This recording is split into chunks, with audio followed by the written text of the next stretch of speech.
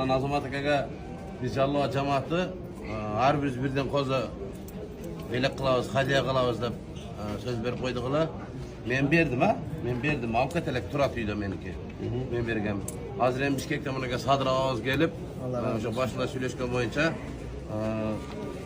Azamat akamizga Tundraning qizlaridan birini belak qilib o'tadi.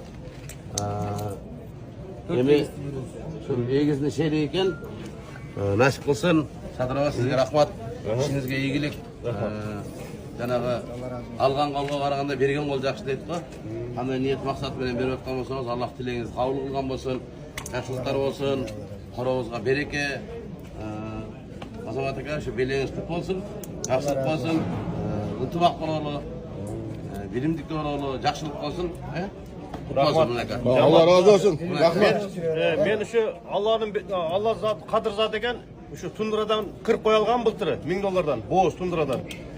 Anan Kuday talam nemesi bilen bir koyum 4 tutuldu da.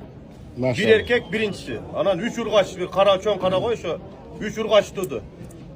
İstoriyasını kişi çekerse etkin bir tutup tuyalbay turup kaldı. Bir 2 saat tane mal çaldı tuyalbay da içinde ölüp kalgan okşaydı adam vet vuraçı çakırıp durup içine kol salvası 3 urgaçı kara koz varken 4 tutuldu da şu bir koyum.